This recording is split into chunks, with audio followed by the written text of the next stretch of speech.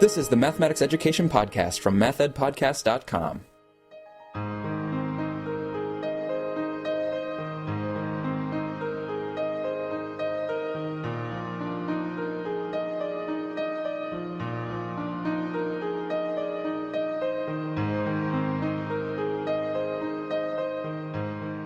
Welcome to the Math Ed Podcast. My name is Sam Otten from the University of Missouri, and my guest today is Dr. Ed Silver, who's the William A. Brownell Collegiate Professor in the School of Education at the University of Michigan. Ed, thanks for being here. Oh, yeah, it's great.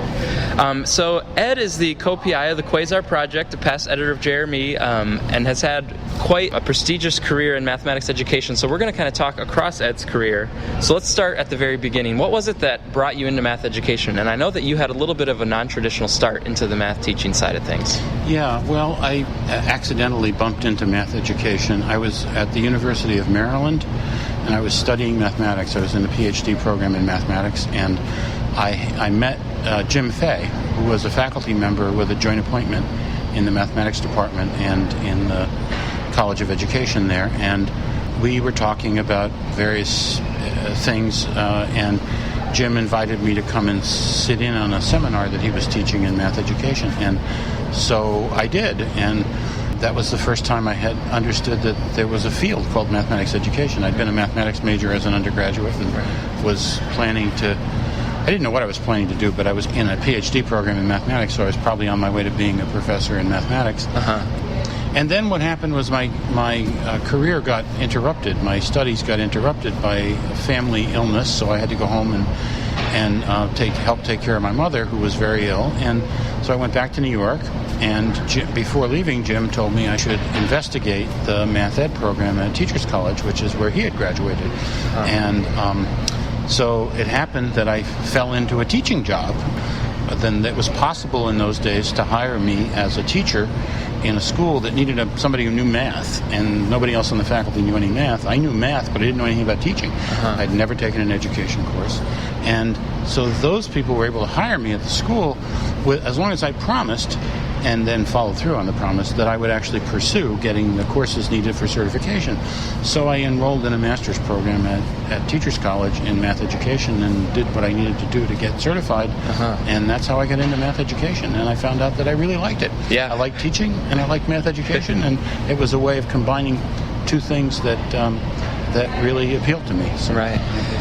And then you did your doctoral work at Teachers College at Columbia University as well. So what did your dissertation focus on? Who did you work with at that level? Well, I was the student that Jeremy Kilpatrick abandoned when he left Teachers College and went to the University of Georgia. And you scared him away? I had been, maybe the thoughts of working with me as a doctoral student were enough to drive him all the way to Athens, Georgia. I'm not sure, but Jeremy was my advisor, and then he took the opportunity that Georgia offered him and left. And so right at the stage when I was about to propose my dissertation, so a former student of his named Phil Smith, who many people probably never heard of, but Phil was a student of Jeremy's, and he was someone who taught.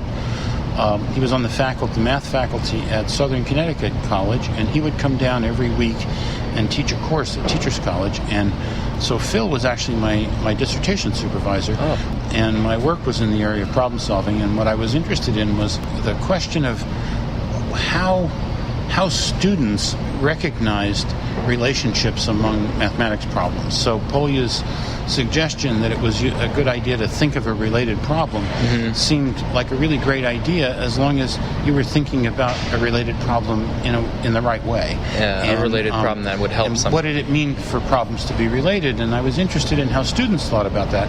I was teaching 7th graders at the time, so I had a population that I could use in my study, and so I designed a study that I could use with my own students to pursue, and I did it, and then I discovered some relationship that I didn't quite understand. So then I replicated the study again the next year. So I actually ended up spending a couple of years doing that dissertation study, because I really wanted to understand the data that I got, and that's what launched my studies in mathematical problem solving. Mm-hmm. And was that how you would characterize your research in the 1980s? Was around different facets of problem solving? Yeah, or? I think that's right. I think that I was really interested in mathematical problem solving, and that was, of course, the moment in time in history when cognitive science, if you will, cognitive psychology was moving much more prominently into play. When I was an undergraduate, I was very interested in psychology, but it was mostly rat psychology in college, and I wasn't so interested in rats. I was more interested in people, and the only kind of people psychology was abnormal psychology. Wow. So I was very excited about cognitive psychology because it really was a study of the human mind and how people learned, thought about complex tasks, and so it was a natural dovetail, really, with my interest in mathematical problem solving, and that influenced my dissertation to some extent, and influenced a lot what I then spent my time doing subsequently.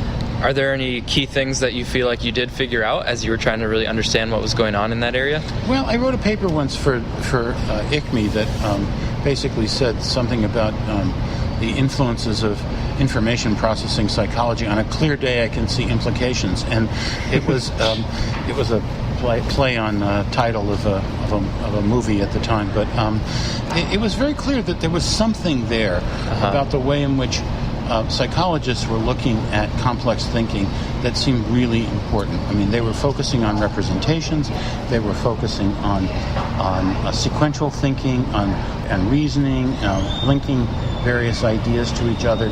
All of these seemed really important in mathematics. I was interested in the more pragmatic aspects of it. Most psychologists were interested in the theoretical aspects of it. They were interested in how they could instantiate a particular theory, a particular version of cognitive psychology in a computer program or in some simulation. And I was more interested in how you could take those ideas and apply them to teaching and learning. But it was a productive interplay, and I think that it got us pretty far. And then we realized that it didn't explain everything that we cared about, and so we ended up exploring other things like metacognition and then got interested in affect and motivation and a whole host of other things that really weren't adequately explained, and lots of anomalies like the things that situated cognition brought to the fore, that people surprisingly exhibit certain capacities in certain situations and seem incapable of thinking that way in another situation. And how do you explain that if they're carrying this around in their brain? How does this make sense? So the whole notion of transfer, it's still with us. We still don't understand a whole lot about what the notion of transfer really means, so I love to plague my students with that now when we study psychology in relation to mathematics. So if we move into the 1990s, you were very involved in the QUASAR project, so I want to talk to you about that for a bit. So first of all, could you just, in case there are some listeners who aren't familiar with it, could you just give us a brief overview of the QUASAR project and its goals? Yeah, so, the QUASAR project really was launched at the time that the NCTM curriculum and evaluation standards came forward. And those standards, as everybody probably knows, sort of proposed a pretty radically different view of what mathematics might be, school mathematics might be. One that really was focused heavily on understanding, that was focused heavily on problem solving and reasoning, that was focused on sort of engaging students in thoughtful activity in mathematics. That was not the way in which mathematics was taught particularly in low-income schools, in low-income communities in the United States. And in those schools, the data was very clear that kids were getting drill and practice. They were getting repeated exposure to arithmetic and very little else throughout middle school into early high school years. And this meant that they really had no access to anything like a reasonable pathway to college mathematics through high school. So we took that as a starting point, and the premise of the QUASAR project was that we wanted to see if it was possible for the teachers in those schools to teach that stuff that the NCTM standards was about to those kids in those communities and what it would take to support them to do that. And so we got very generous support from the Ford Foundation. We set out to identify schools where we thought this is where it will be happening already. Well, we didn't find any places where it was happening already, but we found some places where people were willing to give it a try.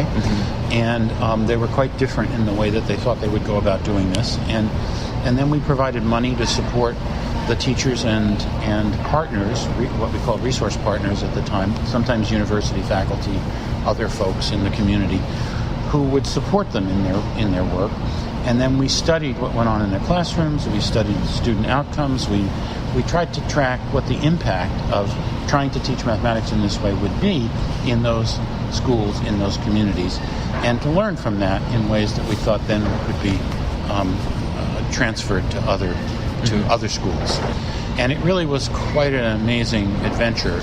We were in 6 different communities in the United States. This was all middle school, and over about an 8-year period, we were in the schools intensively for 5 years, and then the analysis continued for about 3 years after that.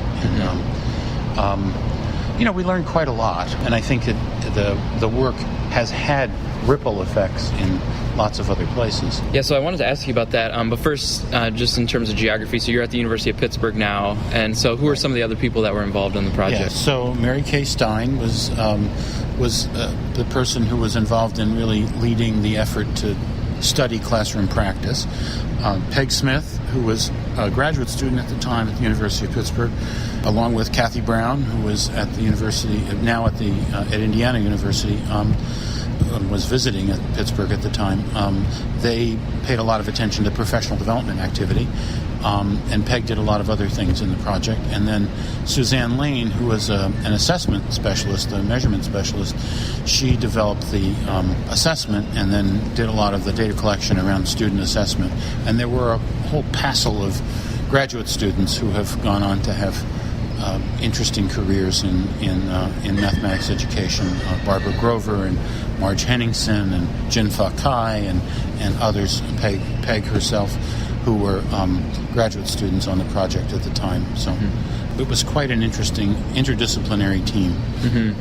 So what did you end up finding in terms of that main question of, in these urban settings, trying to enact this sort of NCTM-oriented or reform-oriented mathematics instruction? Well, one thing we found was that it was really hard to do, and one of the reasons it was hard to do is because we were doing it right at the very outset of the release of the NCTM standards. And at that point, there was no connected math project materials. There were no elementary school materials for students to gear them up to doing well in middle school and more in this sort of more challenging mathematics. And so it was very hard to do. There was a lot of invention of curriculum that was going on, and that's not always a great way to support changes in practice.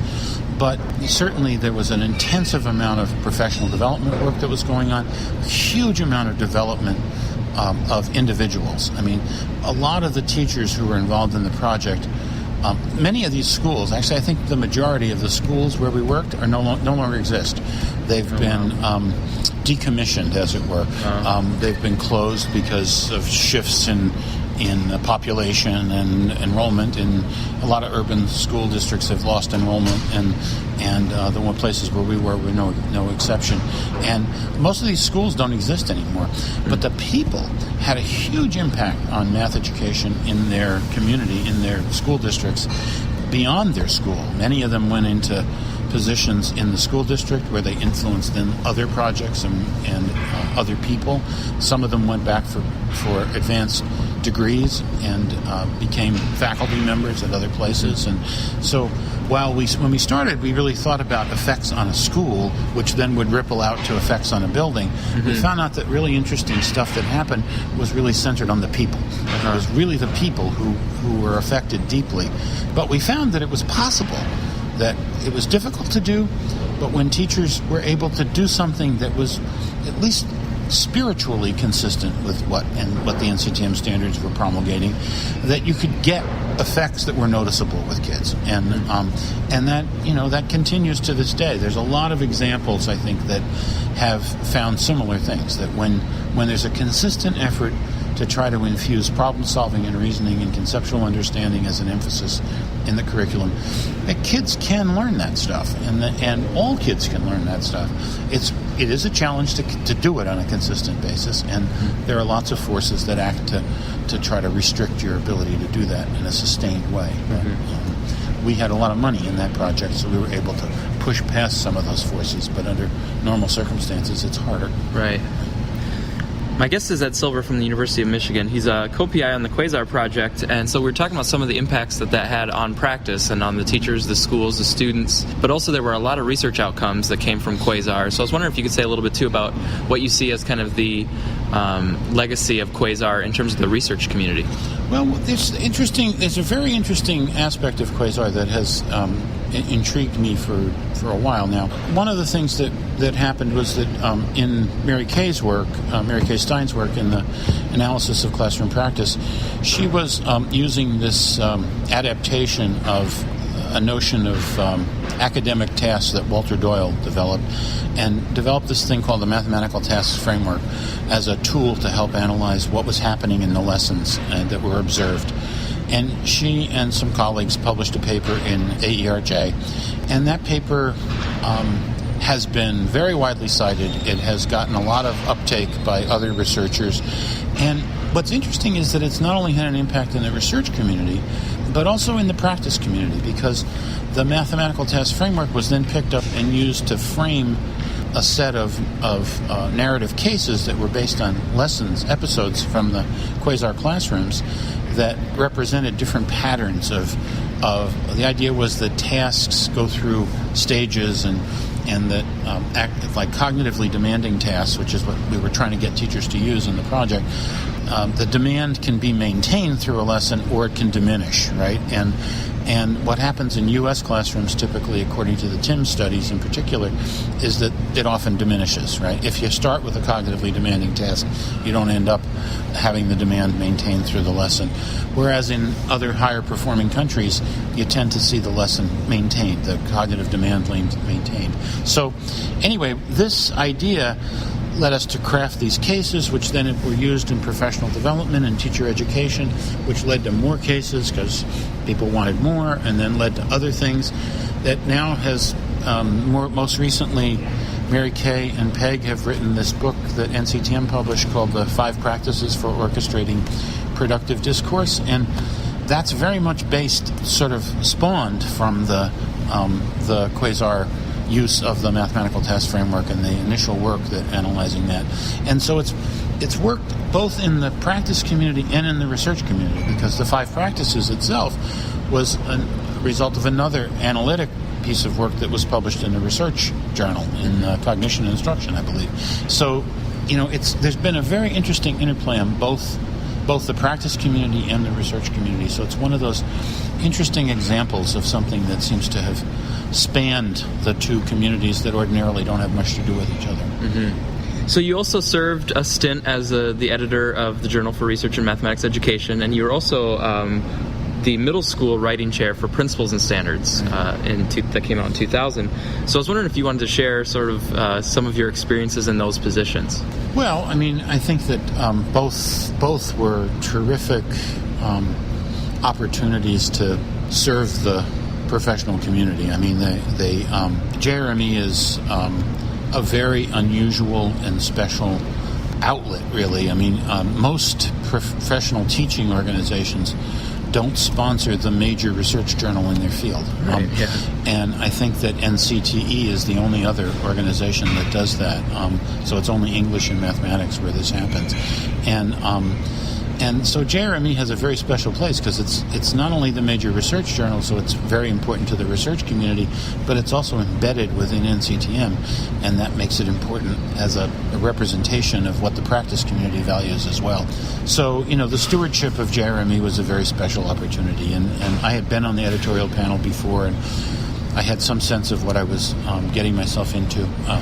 But it's a unique opportunity to have some influence on the field, to try to help encourage particularly junior authors, and to help people fashion articles that have some promise into something that's really of a much higher quality, and to help to grow and communicate the value of research in the field. And I think the journal has played an important role through the reviewing process and the feedback process that goes to reviewers as well as authors in helping to cultivate an appreciation of what's involved in growing the journal.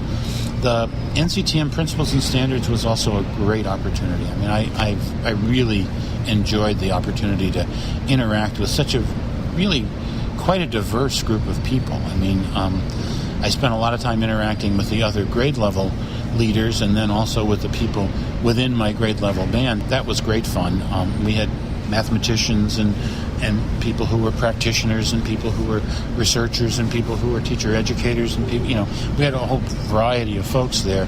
And then a lot of cross grade band conversations, and your colleague Barb Reyes and I would have lots of conversations in the morning walks as we would prepare for the day, and Barb always had a way of asking just the right question to set me off on thinking something that I needed to be thinking about more in a more profound way. So it was a terrific experience. I think we really set out to try to not so much change the NCTM curriculum evaluation standards, so much as to try to clarify and to crystallize some of what we thought was intended there that had been misunderstood, that had been misinterpreted, and I think we did a pretty good job. I mean, I think that I'm not sure that the document itself had a huge impact on the field at the time, in part because it wasn't controversial.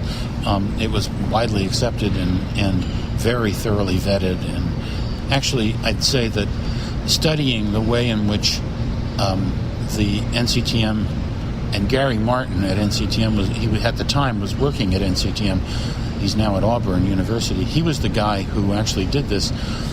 Every piece of feedback that was received on the drafts that were circulated got put into a database, and it was a qualitative database, and all this stuff was analyzed in terms of the professional status of the person who made the comment. What kind of job did they have? What parts of the document did they point to? What did they say?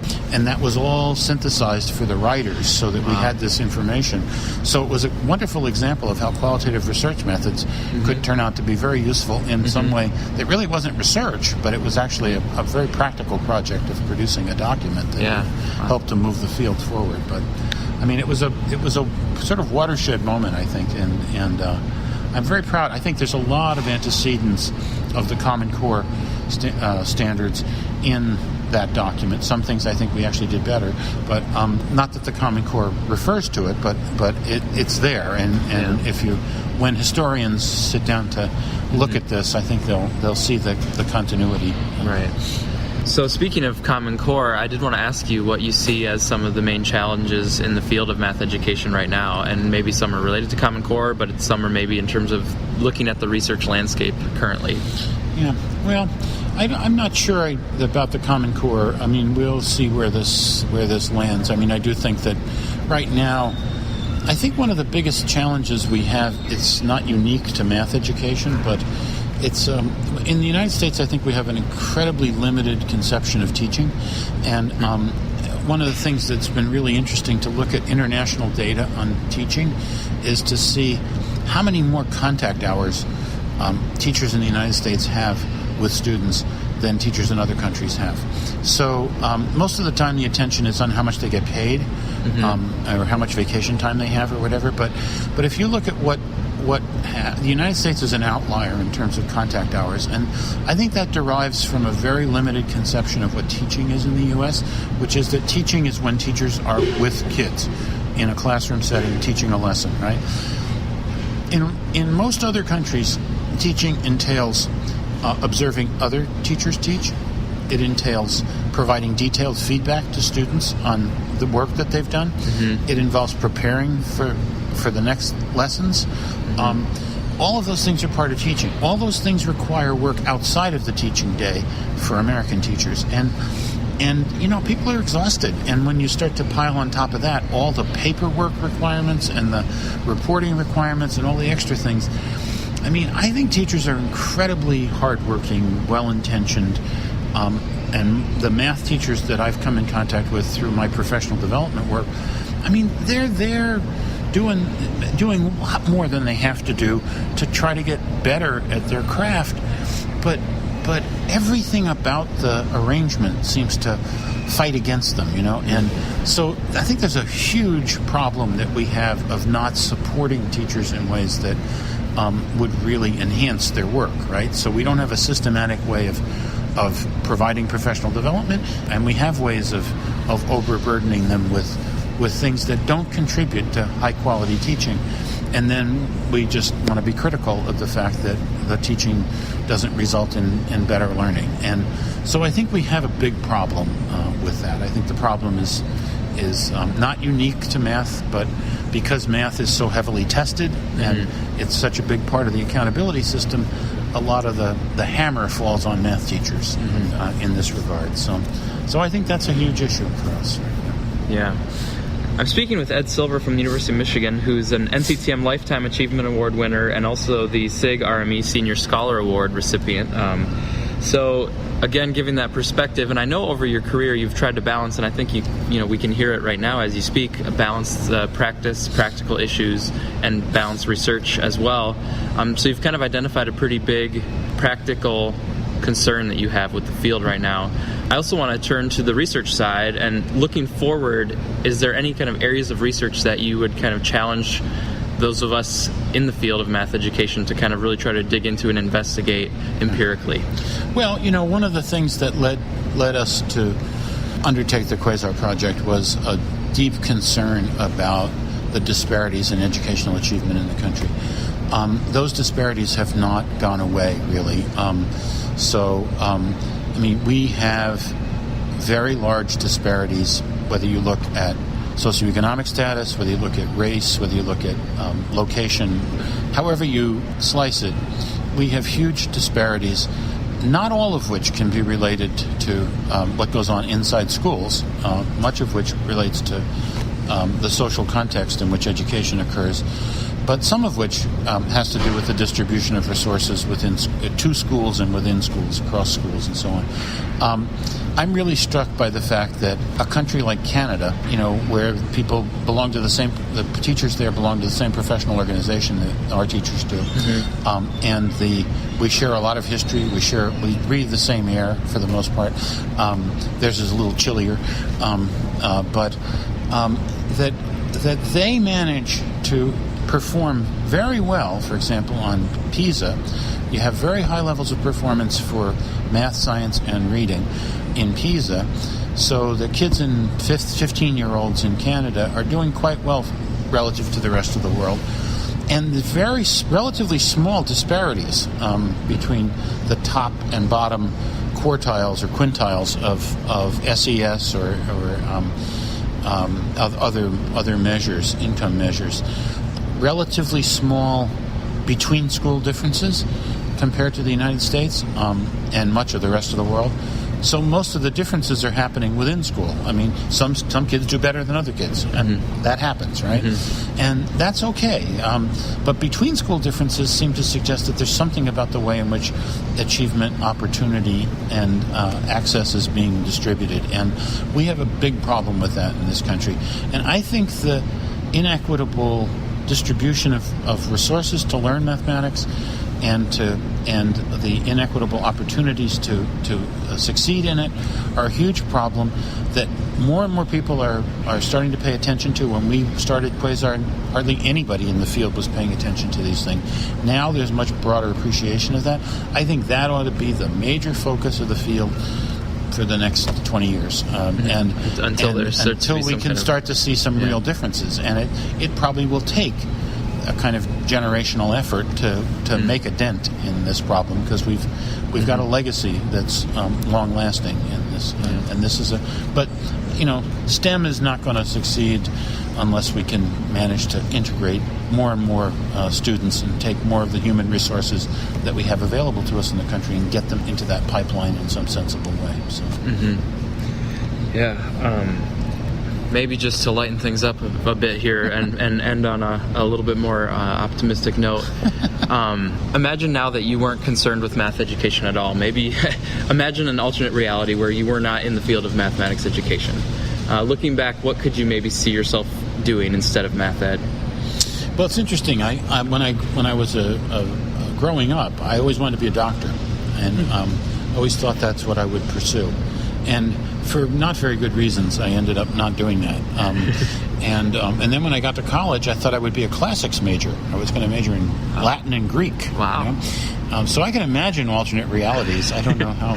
And then I fantasize, being a matador or being a fighter pilot or something like that. But I really don't know what I would do. I mean, I really have felt incredibly privileged to have had the opportunity to have the career that I've had and the opportunity. I mean, I've worked at a number of different institutions with great colleagues everywhere. In the places where I've had doctoral students, I've really enjoyed working with those students. It's been a terrific opportunity professionally, met so many interesting colleagues in the U.S. and around the world, and I just can't. It's almost like I can't imagine doing anything else now. I do think a little bit about retirement and what I might do then. I guess I'd spend more time with our horses. And my daughter has brought horses into my life, so we have horses where we live, and might do a little bit more of that, and think about other ways that I might be able to contribute talents, go back and remember what it was like to teach younger kids and help them develop their own ideas. So maybe go back and rekindle some of that. So, yeah. Anyway. My guest has been Ed Silver from the University of Michigan. Ed, thanks so much for taking the time to speak. Well, thank you, Sam. I really appreciate the opportunity to talk with you, and I appreciate the work that